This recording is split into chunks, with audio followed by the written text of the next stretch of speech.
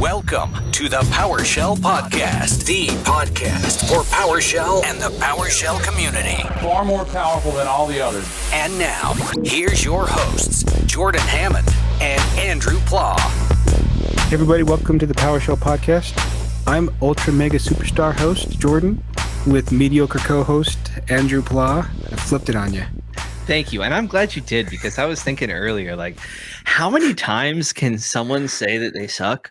Like, since we've done so many episodes, I'm like, dude, are we subconsciously like brainwashing you? Like, we need to undo it and praise you sometimes. So I'm glad you mixed it up, man. I need a little bit of take me down to earth type stuff. So thank you. Well, I do it often enough that no one believes me anymore. We were doing a few weeks ago, we were doing a webcast about hardware kits for IT people. Mm-hmm. And during it, we were just building cable, Cat5 cable, because apparently we couldn't purchase, for the 33 cents, the Cat5 cable. But they had a poll on who's going to win, and I was very clear I'm terrible at it. And I still got a good chunk of votes because no one believes me when I say I'm terrible now. But in that case, that wasn't just words. I am terrible at creating cable. Well, you're amazing at creating podcasts and creating good vibes, funny jokes, funny podcast titles. I mean, you're kind of the king of that, to be honest. That's the sound of I'm going to start drinking here. Yeah. I guess we should mention many things. We should mention we don't have a guest this time, so that's why it's a bit more loose on our intro. Yeah, it's a nice time to kind of kick back and relax. I think we said we were going to do it every little bit, and I think it's been a little bit longer than we anticipated because we've had so many amazing guests. We had to bask in it. I was kind of, man. It was quite a stretch. I enjoyed a lot of winners there. Definitely. It's been a nice little run for us. I'm drinking Hadadaki in honor of your visit, because you had this for the first time when you were in Utah and seemed to be a fan. Haven't had it since, man. We drink bottom of the barrel type stuff around here. Nothing good. Well, at 9 a.m. it's all the same. My goodness, that is early. Cheers, man. Cheers. All right, so this wasn't original something we were going to talk about, but we had a collaboration win.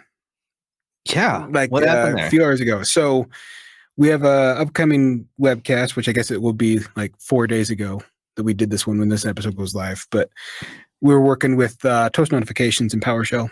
Yeah, burnt toast. Yeah, burnt toast. I went through and I dove in and I learned a whole bunch about the commands for burnt toast, and I was loving it. But I couldn't come up with a single useful example to do. Like I could build it all, but I had no ideas. So we got a meeting for a collaboration with you and Tara, who's the co-host of the webcast we do. And it took like 10 minutes and we had 3 or 4 ideas that I could build. So I just went through and built actual examples real quick. But I spent days spinning my wheels, not making any progress. I understood the PowerShell, but I didn't have any ideas. Right. Yeah. It's funny how helpful it can be to sometimes bring in an extra perspective and how much time it can save. It's funny the number of times I've kind of realized that for me. It's like, wow, if I would have just asked sooner, I could have been creating new fixes to things. Yeah, I was going to go solo. No one was going to make me work with anybody, and I wasted 2 days. Not wasted. I did spend a lot of time in the module. There's a lot of value in there. Some cool stuff there for sure, man. Looking forward to that, though. And you mentioned Tara. It's kind of cool. She's just getting into PowerShell and learning it. So I'm really looking forward to working with her more and seeing her grow, because it's been a while since I've seen someone from kind of like day one or, very beginning level of PowerShell and seen him grow. So she's an interesting case for learning because there are no gradual progression of training wheels. You say, hey, we're going to cover whatever basic, and then you come back 20 minutes later and she's gone way deeper than most people that are just learning are, which on one side is nice because she's learning a lot, but the other side, we need her to get a firm grasp of the basics before she starts diving into the deep end. Yeah, sounds like we might need to have a nice little session, maybe cover the kind of 3 core commands. Yep, and she did spend time with that one, the get help, get member, and that she got a lot of value from that one. But from that, she started diving into what do the square brackets around the parameters mean if you do get help. And there's a in-depth definition in PowerShell in the month of lunches, breaking down what all that means. But she just went straight to, instead of, hey, look at all this useful information, she kept going until I don't know this, and instead of mastering the basics, she just tried to master beyond the basics. When it all comes together, you can tell it's going to be spectacular. I just don't know. I just don't know if it's efficient. Hey, some people like to kind of play around, get the whole picture, and then come back. At least for me, whenever I was learning PowerShell, it was kind of like that. Like I didn't have the whole context of what the heck's even going on here. How do I apply this? What is a programming language really? There's objects. Like it took me a while to let those concepts sink in, and then I was ready to like actually go through the step-by-step way to learn PowerShell. Yeah, and I'm excited for it because it's been a great, I don't want to say a great tool, because normally when we start talking PowerShell, whether it's on webcast or podcast, there's just certain things that I just take for granted that this is the way it is, this is the way I know it. And I don't think always about those that are first starting out or people that maybe, so she's always there to ask questions to pull me back more. So I feel like the webcast in particular, it's been a huge value to make sure that any information you give out there hits a broader audience. Yeah. And you know what I've really realized? I think I mentioned it on the podcast a handful of times. It's that there's a lot of people at that entry level of where they maybe have ran a couple commands, but couldn't string them together. They don't know where to begin. They're overwhelmed. They think it's a bit over their head. They're not really interested in learning it at the moment because maybe it seems unattainable or whatever reason. It seems like there's a lot of people like that. And I hope that we can keep helping those people and getting them to the next step and getting them more involved in the community and all that sorts of stuff. So if you know some people who kind of fit that description, send them to the podcast. We're hoping to really bring in some more people to PowerShell, get some more love going around here. Yeah, it's weird because I'm no expert. I think I'm solid with PowerShell, but I'm no expert. But it's the things that you don't even think about that are still worth repeating when you're teaching. It's worth making sure you have those covered, because wherever you're in the journey, there's something that you just are eventually going to say that everyone knows this, or I don't need to recover this. And that's not always the case. It's a mindset change that I'm struggling with, but I'm trying to do better. And Tara's been a huge help for that. For sure. I mean, it's hard to like have two perspectives, right? We only see the world through our eyes. If we're not seeing it through the other side, it can be impossible to perfectly replicate it, right? But yeah, man, that's some cool stuff. So I want to tell you some little fiddling I've done recently. So obviously we all know about PowerShell AI, at least you and I do. We've talked to Doug about it, but PowerShell AI is the ChatGPT module from Doug. And I was playing around with it, taking the images with the Dolly image kind of creation command, and then creating ASCII art from it using PS ASCII art. And the ASCII art part, that's a module by Adam Bacon. Adam Bacon, yep. Shout out, man. Yep. So I saw you were messing with that, and I just like that you have it create the art and you capture, because when you create it, it spits out the path to where it saves it. Mm-hmm. So you save that as a variable, and then you just have ASCII where you give it the same path. That's a handy way to go about doing it instantly. Yeah, it's just a faster kind of way of doing it. I don't like getting out of PowerShell too much. Like, it's cool that it's making images, but I just like to change it up, try different things, and have some fun, and different way of doing it. Yep. And we did talk to Doug, who did the PowerShell AI module, but if you're listening to this the day that it dropped, in 2 days, he's going to be covering a lot of the stuff in the Gainesville meetup. Wow, dude, you're plugging me. Thank you. Yes, I am. I know all about that one. I have to miss my barber appointment. Oh, wow. Shout out to Barber. But yeah, thanks to everybody. A lot of people have been RSVPing, so I guess plugging it last week was helpful. But come on by. I'm excited to see what's happening with it. I'm excited to see that one. And I know he's been working on some work towards going back to doing live coding sessions. Nice. So I know I don't know where he is in the process in that, but we've been communicating a little bit about getting in touch with the right people to get some new stuff for him. So hopefully soon we'll see some live coding sessions with Doug. I'm looking forward to that. I want to sit in on those. Yeah, man, he's gung-ho about, he's infectious with his passion. Absolutely. Oh. All right. So you've been playing a lot of things. This is the something I miss. I don't tinker and mess around, but you customized your prompt, and you've been doing customization with your VS Code. Yeah, I like mixing it up frequently. Sometimes I like it super simple. Sometimes I'll switch it up. I'll use PoshKit or whatever. But yeah, I got a nice little blog post from none other than the command line ninja, Mike Kanekos. Link in the show notes. Check it out. And yeah, I customized my profile a little bit. My prompt, rather, in my profile is where I set the prompt function. But yeah, it's nice little way to kind of mix it up and give myself some more context with what I'm working on. I added a little more customization to show the PowerShell version that I'm currently running, because a lot of times I switch between Windows PowerShell and PowerShell, the latest version 7.3 point whatever. Yeah, I try to stick to the latest version of PowerShell as often as possible, just because that is the future. But there are times when it's just easier to open up Windows PowerShell and run with it. Well, yeah, especially a lot of, we do some stuff in the device management. And a lot of times in that space, you're running things in Windows PowerShell on your targets. So yeah, it's helpful to have. But personally, for everything I do, I'm usually in PowerShell 7 on a personal kind of level. And I can even interact outside of it. But yeah. And did this come about because we did the customizing your VS Code webcast, or is this unrelated to that? Were you just not happy after we did the customize? Dude, I just was not happy that I kept having to type in $PS version table, I think is what it is. I guess I'll just run that. But yeah, I just was done with it. I was like, why am I continually doing this? Let me just make my prompts give me that information every single time. And maybe I'll move on, but I like changing things up just a little bit, change up the font, change up the size, whatever. I don't. I'm going to stick to my defaults. Hey, that's fair, man.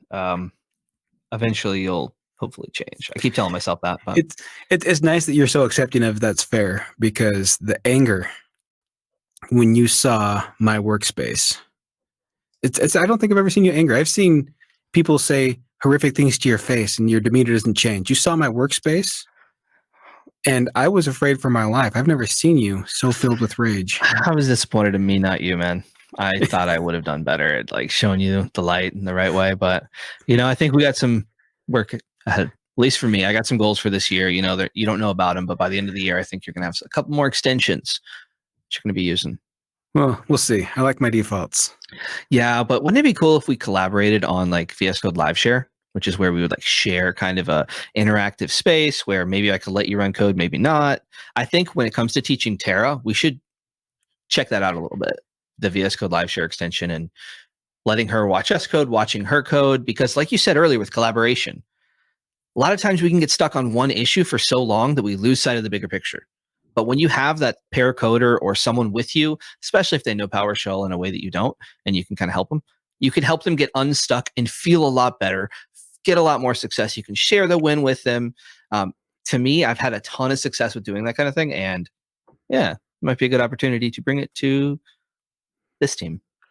I will say one thing that you showed that was very interesting to me that I probably will adopt at some point is you moved all of your extensions and your work to the right instead of the left. Oh, the sidebar menu thing. The sidebar menu. Yeah. Cause that I didn't realize how much I didn't like that until it was shown that it could switch. I'm like, oh, okay. So that, I don't know, maybe that's step one. Maybe we're going to come back and I'm going to have it give me gifts of things on fire every time I get an error. And maybe we'll get there, but at the very least, maybe make sure you're hitting all the command shortcuts, the keyboard shortcuts, save some time. But to reiterate what you said about the sidebar, yeah, if you the thing that has like files, search, whatever extensions you have, if you right click that, you can select move primary sidebar right, and you can just move it to the right. And that way, whenever you open it and close it, it doesn't move all your code. Easier on your eyes. I'm thinking about you, thinking about your eyes, man. That's important. I use that to see stuff. All right. So let's be honest here. When we're coming up for stuff to talk about, some of it was our own, but we hit up douse.dev for the PowerShell Weekly because, of course, I mean, he's already got the running tally of what's new in PowerShell. He does. You don't reinvent the wheel. That's the first thing we learn in PowerShell is use what's there. It's tried and true. psweekly.douse.dev is where you can keep up with really the latest and greatest each week. Occasionally, we'll bring some stuff and highlight it here, as we like to do. But if you were really trying to keep up with what's happening, check that out. And one blog in there that we thought was interesting was on sid-500.com, where they're talking about how to enable constrained language mode. Yep. I thought that was interesting. Yeah, that's not a small thing, because it's he does go over the steps on how you can set it from full language mode to constrained, but if you do that without doing all of your proper setup, you're just breaking PowerShell. Like, you want to make sure that either you have exceptions for scripts you've signed or certain things, but you want to make sure your environment is ready to go. Otherwise, you're just breaking PowerShell if you don't have your prep work. Yeah, that was a cool little thing. I think we talked to PowerShell Michael about constrained language mode a bit, right? Yeah, he was big into it. Fred Weineman basically said, he was the one that said you're wasting your time with the policy. I've already lost my train of thought. Oh, it's all good. The script signing version, or boy, I'm glad we can edit this because this is embarrassing. No, you're all good, dude. I have to say something about Sid 500. I'm wondering, did he hear about it from us on the podcast and then decided to blog about it? Is he a listener? Because I have a lot of respect for that individual. They're very cool. If he is a listener, why hasn't he been a guest yet? That's the question. Probably whoever does our booking, me, is probably not very good. I think there's a handful of people who I need to still reach out to as well.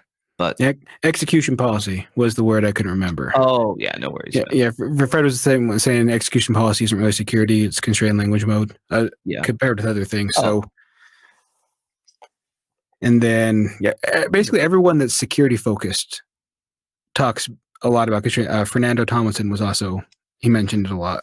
Yeah, things can get dicey if you're not in constrained language mode real quick. But yeah, shout out to Patrick. Hopefully, thanks for listening. If not, I'm telling myself before I go to sleep tonight, I'm like, Patrick is a friendly listener. He's a friend of the podcast. Yes. Whether he listens or not, I'm taking half credit for all blog content. Oh, wow. That's I'm not, but you are. That's good though. I'm aggressive like that. I like unearned credit. It's kind of the baseline of my entire career. That's fair.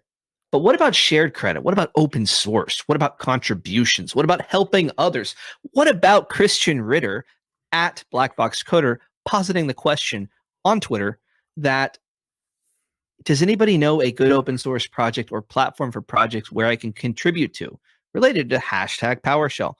Jordan, a lot of people I've talked to have this feeling. It's like, oh, I'm getting my PowerShell skills up. I'm feeling confident a little bit. I'm ready to contribute to something. What do I do?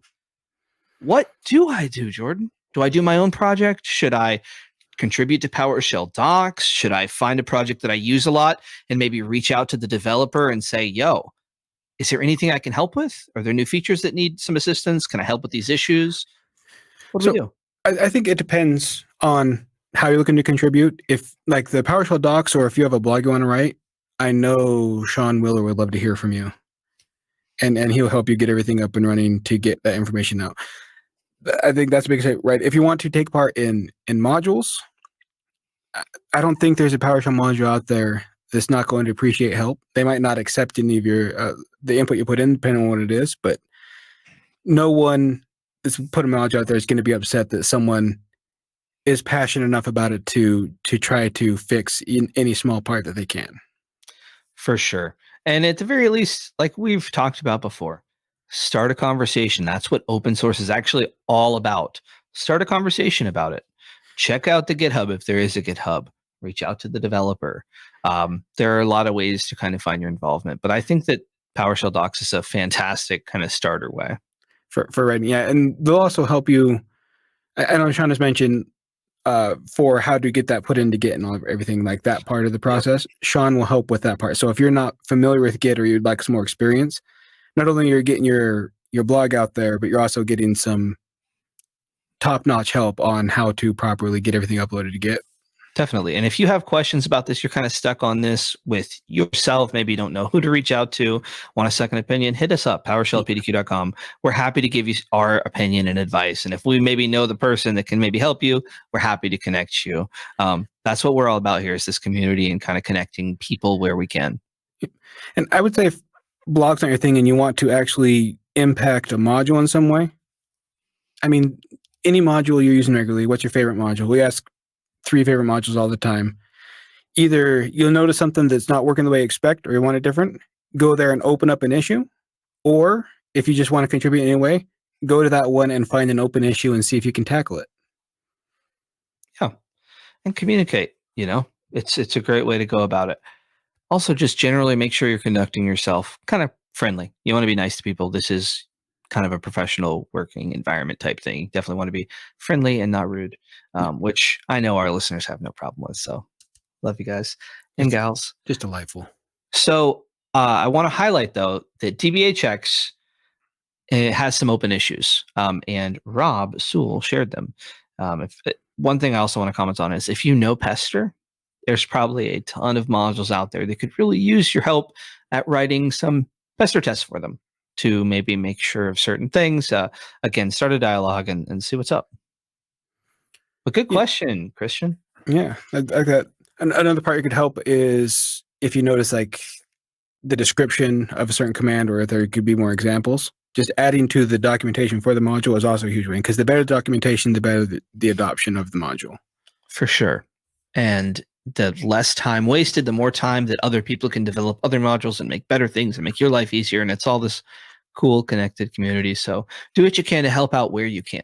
That's, for me, I feel like a large part of what I'm trying to do with this podcast is like help people get to that point where they're contributing to the community. They feel comfortable. They feel like they belong. They feel safe to communicate and bring things up. And if they see an issue that they feel like, oh, maybe this is just me being silly, they still ask it. And don't instead just like never post a comment or something like that. I'm hoping that we're, as a community, moving in that direction. And it is a great community, though. Oh, it's so great. And we're talking about Christian Ritter at Black Box Coder, and he has been crushing it with the blog posts lately, really hitting the ground running. Yeah, so we gave him a shout out last week's episode. I think he said it was the first one he'd written in a while. And now you said he's done multiple more in that time frame. Yeah, some great ones too, about trapping with PowerShell, PS default parameter values, which is a great little tip. I'll include some of these links in the show notes, but check it out. Love to see it. And hey, do you have some things that you've learned in PowerShell recently that you'd like to share? Maybe you heard them here on the podcast. It's okay to have multiple blogs on a similar topic. Your perspective is important. You have something valuable to share. As we mentioned earlier, Jordan, there's a ton of people who are super early in PowerShell. So content that is very beginner friendly is very welcome. I'm hoping that more people will contribute some awesome blogs and we can kind of get that next generation rolling. Yeah, and I mean, if you want to dive into a subject where there isn't a lot currently, I think the one you just covered, the constrained language mode, because there is a quick breakdown that we just mentioned, Patrick, but when I covered this a little bit in a webcast, and I leaned heavily on a blog by Lee Holmes, but outside of that, there wasn't a lot of information on that one, so I felt like my research was difficult on that one because there wasn't a whole lot. So that is one. If you're looking just for a unique blog, even though, as we said, it's, there's multiple takes on it. We had one published just recently. Dive into that. You're learning something cool to keep your company safe. It's highly valuable. And that one definitely could always use more information out there because it's a big task.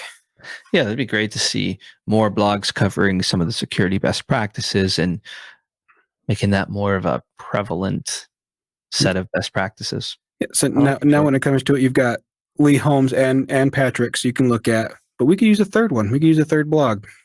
And, I want to shout out the book, the PowerShell Community book, that has some great content on it as well. Has some nice little security guides and things like that in it. We will include a link to that as well in the show notes. Jordan, our show notes are going to be beefy today. You're doing them, right? I mean, sure.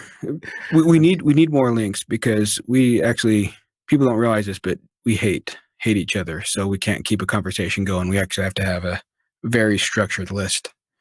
Yeah, no, I think it might also be because we don't want to go too far off the rails. Yeah, when we don't have a list to follow, we do end in some weird conversation territories. But I'm happy when it leads to food, as long as we can cover food. Just mention it one time, like put Apple in the conversation, just because, and I'll be happy. All right, well, I'll talk food. How about I've got my brandy mushroom sauce with more mushrooms that I learned how to make recently, but I couldn't figure out what to put it with. The first time I had it, it was with Wagyu ravioli, which was delicious, but it just felt like it was an amazing sauce. Wagyu's wasted. I was thinking pierogies, which is basically mashed potatoes in a dumpling, if I'm going to simplify it. But it's not a lot of strong flavors in there. Combine that with my sauce, and I think I'm ready to go. Saucy answer, Jordan. There we go. There's your food talk. I know you're happy now. Yeah, I'll never cook anything that fancy, but man, I'm hungry now. So thank you. Nice little mid-podcast food break. We could always talk. I'll talk food all day. Listen, I didn't get to be fat by accident. This is a labor of love. I've spent a lot of time on it. Hey, I have something to mention. All right, so we're talking about people blogging and stuff like that, but maybe you're not at that step, or maybe this is a different step in a different way. We can grow in different ways. Get involved by going to meetups. There's obviously, you mentioned the Gainesville, there's the Rally Triangle, the Research Triangle, excuse me. There's a lot of great user groups that you can start going to, speaking, asking some questions, whatever, getting involved, and maybe meeting some of the people who maintain the modules that you'd be interested in contributing to. And that's maybe a different way to start that conversation and find a good way to contribute and get your skills up. As someone who failed at the meetup, the more people that showed up, the better I felt about it. Even the end result, like, it's important for those that are hosting their spent work into it to see people show up, because when it's the same people every time, I mean, it's nice that they're there. I'm glad you're learning, but it doesn't feel like you're reaching the audience you're hoping to reach. So I don't think people realize how much it means to people hosting these meetups and when they just show up and attend. Yep. Come on out. Make us feel warm and fuzzy, and get your questions answered. Because one thing that we highlight it every week when we have guests, people in this community love sharing what they've learned, love sharing the success that they've had by taking PowerShell and making it part of their careers and what they do. And if you reach out and put your flag up, say, hey, yo, anybody want to help out? There's very often going to be people. And if not, like we said earlier, hit us up, PowerShellPDQ.com, at Andrew Pla Tech, at DevOps Jordan. Men of the people, are we? I mean, it feels weird to be referenced that way as someone who is taken asocial behavior very seriously. Not antisocial, asocial. Is that?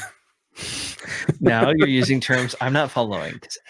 I know anti, but well, antisocial is awesome. Always misapplied. Where someone who doesn't want to take part in social situations because they're not comfortable, they say that's antisocial, which isn't, because antisocial is usually a destructive behavior, where asocial is just someone who doesn't prefer it. Kind of. Yeah, so antisocial has a lot of negative connotations, but it's used a lot for people that maybe just are reserved. Yeah, I got you. Okay, I'm learning out here.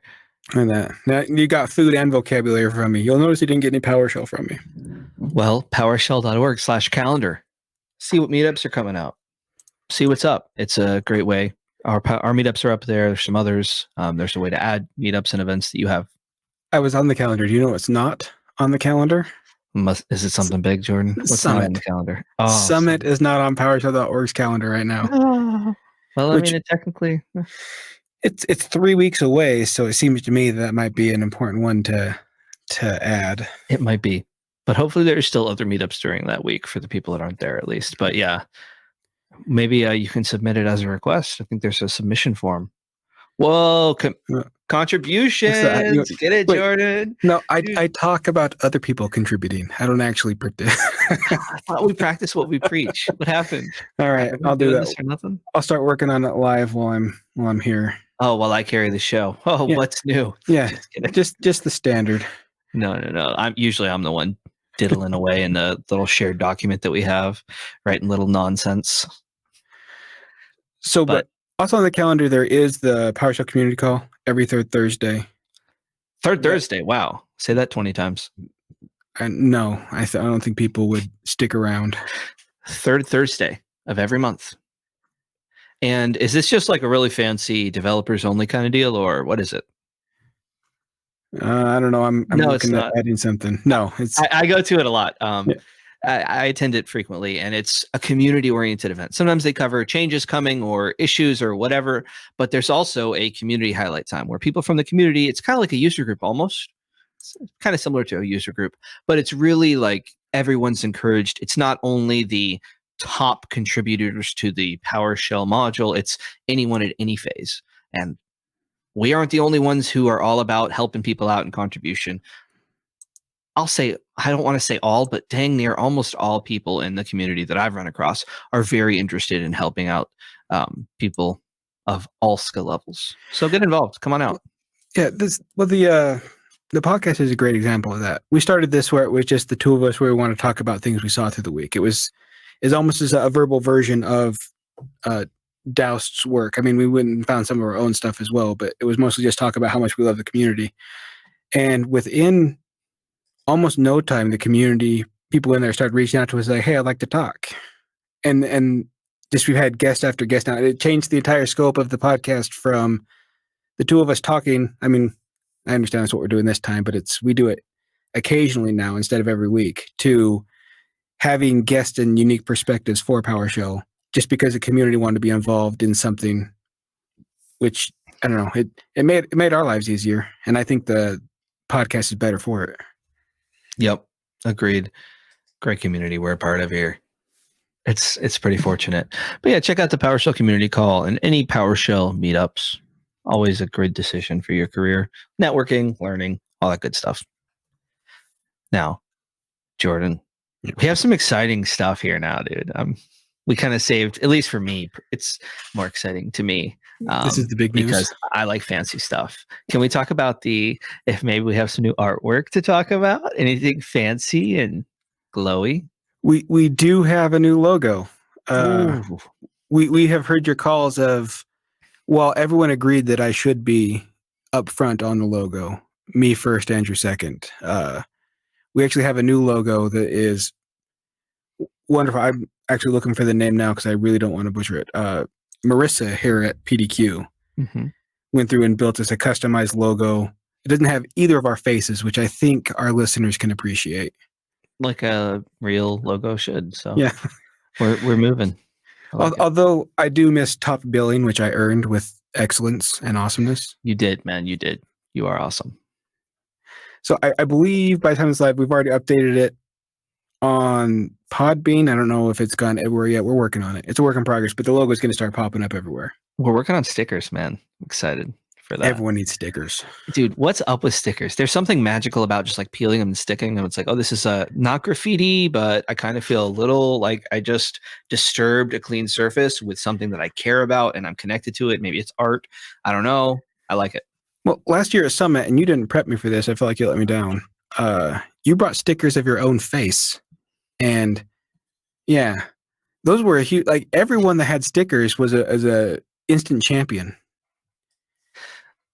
What can I say? Stickers are a big deal at Summit. So I'm not going to show up empty handed. I'm not going to put my face on it because, I mean, it's my face, but we will have the PowerShell podcast stickers. I'm excited for that. Yep. Should be nice. And I'm looking like Pokemon to collect all these stickers that are available at Summit. Because for some reason I really like them, and now it's translated into my kids really like stickers, and I owe it to them. Do it for the kids. That's why you're grabbing a bunch of IT related stickers at a convention is for the kids. Yeah. So when is Summit? When this is live, this is a Monday right now. So yeah. When is Summit? 3 weeks from now. Yeah, it's going to be April 24th through the 27th. I think there's an unofficial thing on Friday. I'm not sure. I know we're going to be there a little bit early. I mean, of course. What, are we going Saturdays? I don't know. Are we going? Don't give away all of our secrets. Don't talk. But we're arriving We're arriving early. Honestly, the last time I flew out of my local airport, there were such major delays that my mind is not committed. I'm giving it a full 24 hours for me to arrive because I was at the airport for like 6 hours at my home airport because of plane issues. Well, and I don't know, on this one, I'm just excited because we know some other people are showing up early, so it gives us a chance to, before the everything that goes into the summit, because yours is an exhaustive summit, just a chance to catch up to people that have been guests, which I'm excited for. Yes, catch up with guests. So much has happened. For me, Summit each year is kind of what grounds me a little bit. It's part of what reminds me of, everybody in the community, what gets me passionate, the awesomeness that we're doing here. There's other conferences, like I think PowerShell Conference Europe is coming up in June, that kind of give you that feel, and some in-person meetups and things like that do. But for me, I really need that to feel connected. And man, I look forward to it so much. I can't wait for this year. Yeah.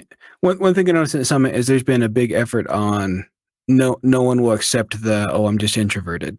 Because not everyone, but most people there are introverted and they're overcoming it. So if you say you're introverted, you don't get special. Oh, okay. Well, we'll give you your room. It's like everyone is. Come join us anyway. Exactly. It's very inviting and friendly in a way that blew my mind the first time I experienced it. And it changed my career. And that was in 2018. Man, just such a great time. So many great people I met back then, and so many impressions that changed the way I approached my career and has ultimately led to a significantly better life for me and just more fulfillment work. It is love it. Great for networking. So a lot of times introversion is not understood properly. People think that they can't, like they can't take part in it, which you can. It's just exhausting. Yeah. We're all exhausted together. Like I'm going to call back to when I was a long distance runner. Clearly I'm not now. I could run a 5K and be just fine. You're tired, but you're fine. If I'm in an hour conversation, I need a nap. Mm-hmm. Yep. I feel you. And yep, like you're saying, there's a lot of people like that. And it's always great to have that safe vibe where everyone's kind of pushing out of their comfort zone. And you know what? They're getting a lot of positive feedback and things are going really well. And I think that that's the ultimate experience that Summit provides for me. The education is fantastic. The speakers are amazing. There's so much to learn there, but it is that connectedness for me. It's a big deal. And none of that, well, everyone is an introvert. It doesn't matter how introverted you are. When you start talking about something you're passionate about, you're going to be passionate about it, which is where the hallway track becomes a thing. So if you catch a hallway conversation between meetings, it is always a amazing conversation to take a part of. Yep. That's my favorite part, is those hallway conversations. I remember when Summit went virtual, every single time a talk wasn't in session, I was in the sidetrack room. You opened up, you created the sidetrack room. And did I ask for it? That's right. It was you. It was you were the main driving force, and I appreciated the effort, but it just felt different. It did. But you know what? On that place, that conference in the virtual side room, whatever, I had some great conversations with Dave Carroll, which ultimately led to our kind of kindred friendship on a next level. And now we're presenting a talk at Summit so many years later, just from a conversation we had. And we were friends before that a little bit, but kind of having those opportunities to create new relationships is awesome. You know what my test is, though? I'm curious if we'll meet new people who have been listening that we don't know about. And I know there's plenty, but I'm curious to see what that's going to be like. I'm excited. I am too. Last year, I think we were 4 or 5 episodes in. It was a new thing. And I'm sure we were irritating to some people. It's like, hey, we'd love to interview you. They didn't show irritation. And like people like Jeff Hicks agreed to talk to us between one of his sessions with the on-ramp, which was amazing. And he talked about his passion for teaching. But yeah, that was good. I feel like this time now we're a year in, we're a bit more established. I think it will feel different, at least to me, asking, hey, would you mind if we interviewed you? Because now instead of being a brand new podcast, I feel it's established at this point. So it doesn't feel as weird them a little to be bit asking, of a boost kind of thing. Yeah, we promote their stuff a little bit, help them out. Yeah, dude, do you remember my first experience asking someone for an interview at Summit last year? I won't say who it was, but someone who has some really great stuff that's really impactful. I went up to them and I was like, "Hey, what's up? So great to meet you. Would you really?" I already knew them. Actually, I was already friends. But I was like, "Hey, great to see you here. Would you be interested in doing the PowerShell podcast?" Because this person like retweeted it and liked it and stuff, so I knew they knew about it. And they're like, no, sorry." And it was because of work stuff, but still, it was like, "Oh, great. That's a great start to the experience." But I didn't hold it against them. But my main takeaway from that one was, while it was still brand new for us, I know Sean Wheeler, who had sent us an email when we had outdated documentation to get better documentation. He came in with helpful advice, and I'm forgetting the name. But we had someone come in that they had listened to a lot of the episodes on the flight in and taken notes. Mike Robbins, yeah. Mike Robbins, yeah. He had taken notes on what we could do, and we still use quite a few of his suggestions today. So that was, even as we're brand new, megastar Mike Robbins came in and said, "Hey, I like what you're doing. Here's some things that I might look to improve." And that meant the world to me. So that was awesome. Yep. Very cool. Awesome community type stuff. Any other challenges you have for Summit? Any other tidbits? Well, I gotta be honest, I am relieved that all of my talks were rejected. Like, I know that's... I gotta get ready for one more.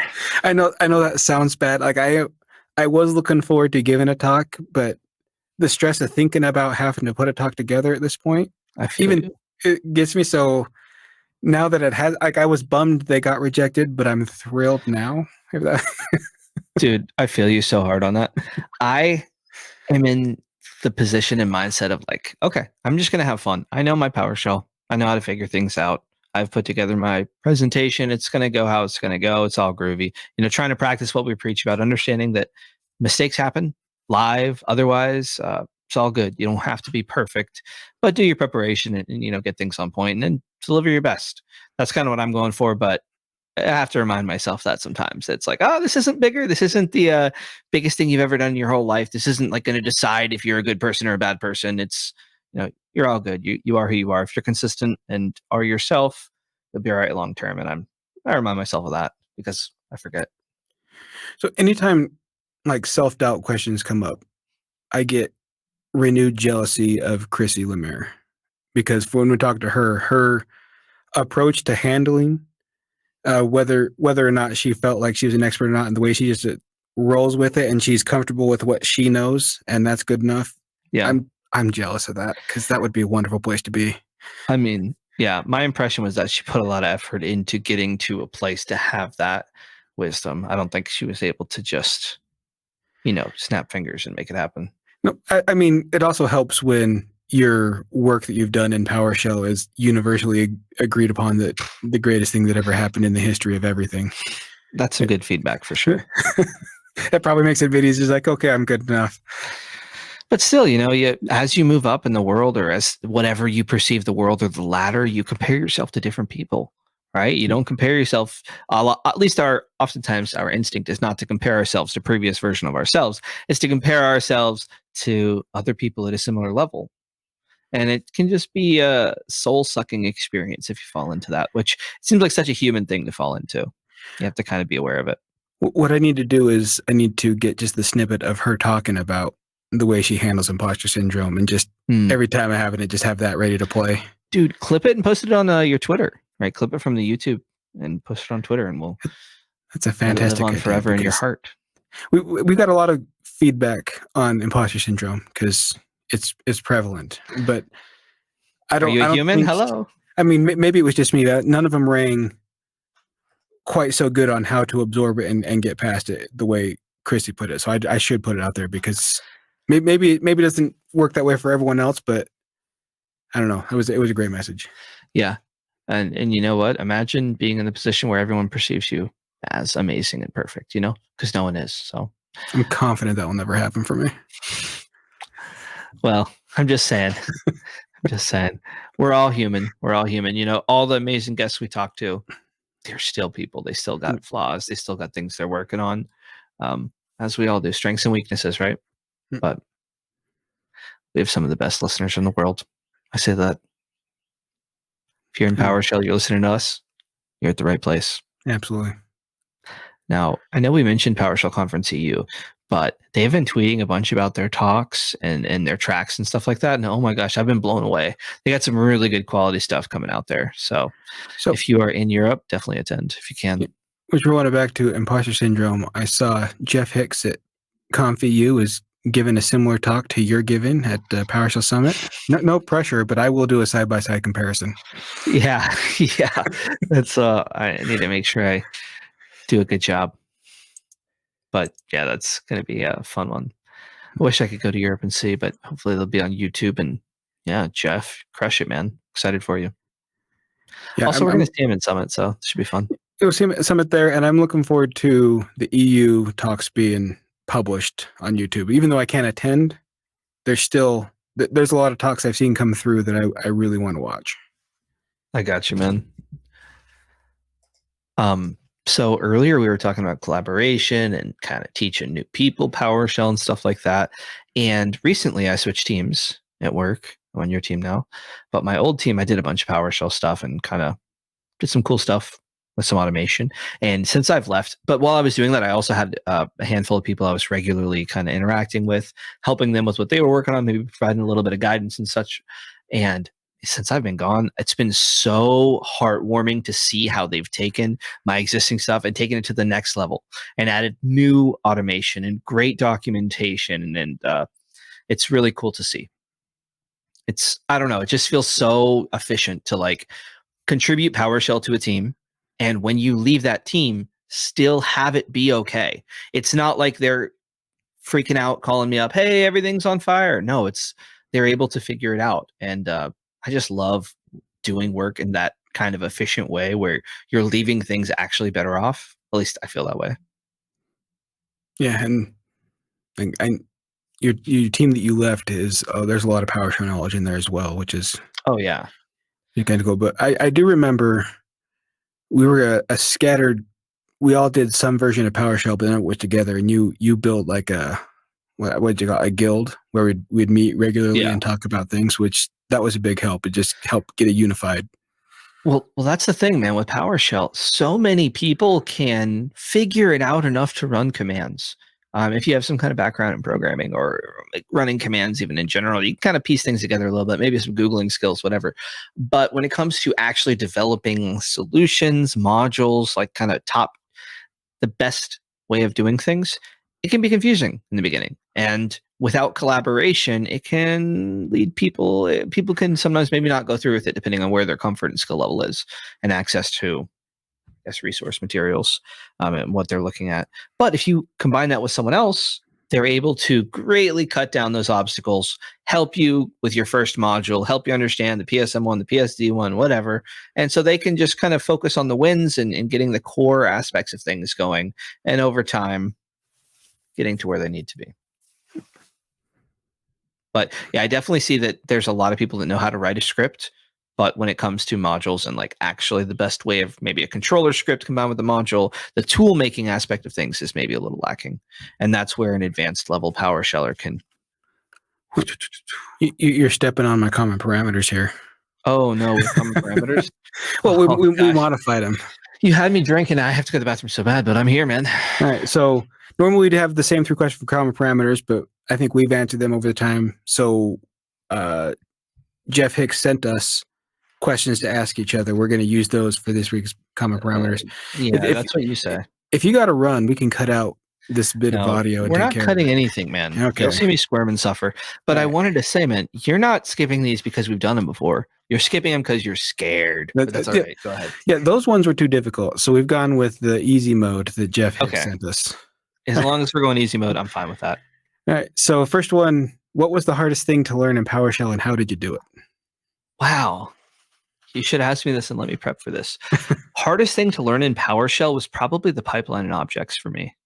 Just feels so abstract. You really need to play with it and let yourself be uncomfortable for a little bit, try different things, sort of get a feel for what an object is and how to manipulate it and send it to commands and how the parameters are assigned and all that. So for mine, it was calculated properties, not because it's terribly difficult, but when I stumbled across the need for it, I wasn't ready. So Right. I didn't even know how to ask the question on what I was looking for. Yeah. So it was a lot of information I was scrambling. So what I ended up doing is going to one of our C# developers and asking him, how would you do this in C#? And he gave me that, and it was different, but it gave me an idea of what I needed to do. And then from there, and then like things like the L equals or E equals, like label or name equals label or expression, I think, or So name, and then the other one's expression. Yeah. There was a line in there, but it wasn't that it was terribly difficult. I wasn't ready to learn it yet. Like I didn't have the baseline, so a lot of it didn't make sense. Dude, it's fair because it's like, what is PowerShell? Okay, we got commands. We know that. But wait, there's things that aren't just commands. There's ways to augment the input kind of thing that you need to sort of know about. I mean, it is complicated, man. It's hard to know about those things until you run across the need for them, or unless some kind of curriculum lays it out for you. So calculated properties is a good one. I had my own experience with that where like I was one of those people who would copy a lot of scripts from Spiceworks or Google or whatever and try and figure them out. And the calculated properties on this 80 import, export, or something like that kind of thing to create a CSV with users who needed this or that blew my mind. I could not figure it out at all because I didn't understand objects or the CSV and what the properties were. But it's good follow. Yeah, just the value to be able to take unrelated data set and plug it in so it is the same object is massive when you need it. I don't know how often you need it, but when you need it, it's very valuable. It really is. And if you're listening to us right now, guess what? You've heard the term calculated properties. So if you run into something, you're like, wait, label name what? You can look it up. It's worth learning. I think there's a about underscore if you can get help for calculated properties. Yeah.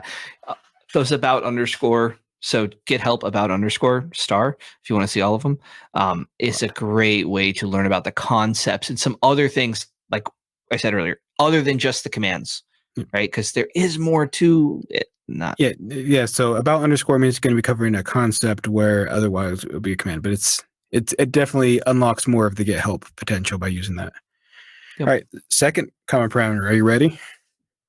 Let's hear it. What's your weakest PowerShell topic and how can you improve? Wait, what? You're asking me all these? I thought I was supposed to ask you. You asked me first and then, okay. Yeah, we're both answering. My weakest PowerShell topic. MS Graph, I guess that's a pretty popular thing that I haven't been in a 365 admin role where I had to do much of that. So I haven't played with it a lot, but it's something that I want to work on a little bit and learn more about. I think I've actually seen a talk on it, but just in our demo environment or our lab environment, just play around, get familiar, see what's up, see what people struggle with, see what kind of works well. What about you? So mine, this is where it's what we're talking about just before we went into the common parameters, and I'm terrible at building scripts that work as a module or as a function. Like I've always just written code for me. It's just me. I don't really share a lot. Mm-hmm. So the ability to go in there and make it so it can be adapted by multiple people and it's easy to follow. I'm terrible at that. And I mean, the way to improve is probably just to contribute to more modules out there. And I am sure I'll get several rejections early just because my formatting is terrible, but or write a blog on it. Hey, yeah, there we go. A blog on it's not a bad idea. I like that one. I like that too. Yeah. Can I change my answer? Always. MS Graph's cool. I definitely want to learn more about it. But also classes. I haven't really used classes too much for my stuff in PowerShell. I like classes in general. I'd like to be able to slot all that I know about classes into a nice little place in my brain by taking on a project that really uses them. Now, my exposure to classes is primarily through Poshbot, which is a class-based project. And I did some contributions to it, and I had to learn about classes to actually modify the class and its properties or whatever members. But yeah, that might be a nice one.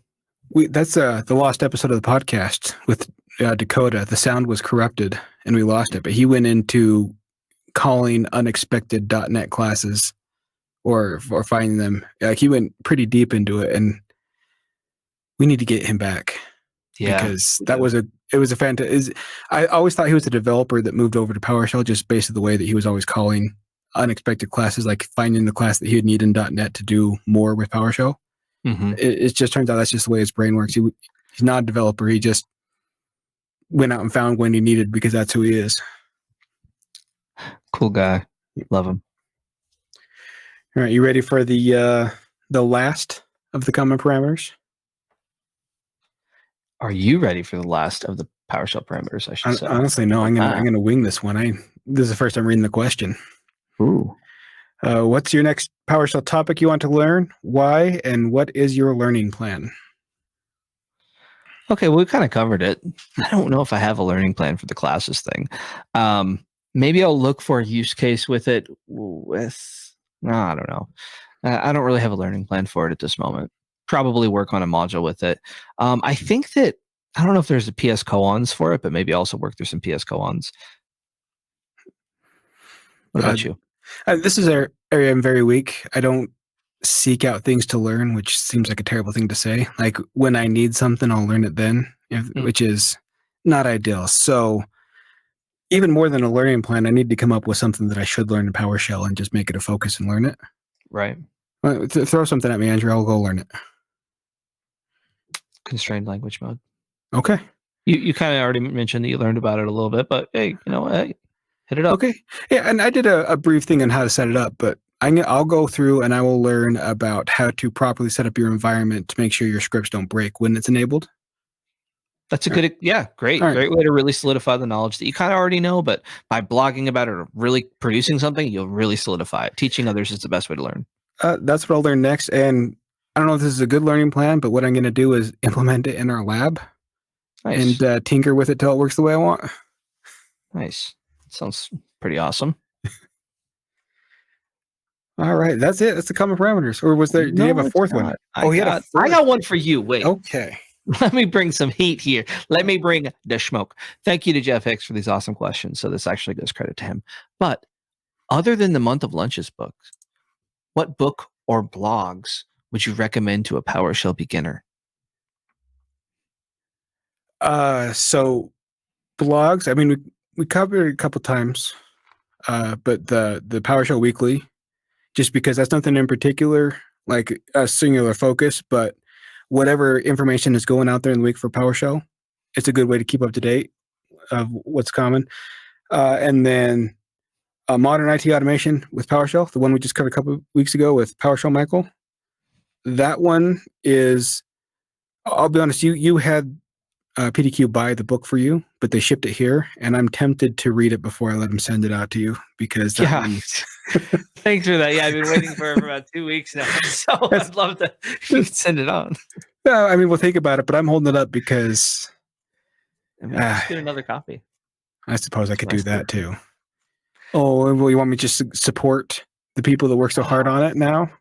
No, you're not even supporting them. You're supporting the scholarship winners. Oh, because that's not a bad idea. That's right, yeah. But that is a book I'd recommend because it's a unique take on we used to do the companion manual for PowerShell. I think you wrote a chapter on that. I'm butchering the name. PowerShell conference book.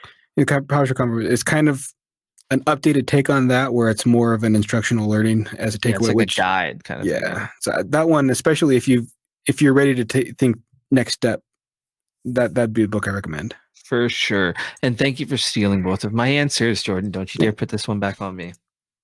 Hey, now that I've stolen all your answers, Andrew, what about you? All right. What book would I recommend? Can I be honest with you? Yeah. PowerShell blog. Check out the PowerShell documentation. Check it out. Learn.Microsoft. Check it out for PowerShell. Check out their documentation. They got some great stuff. Some amazing writers working there. That's what I'd say.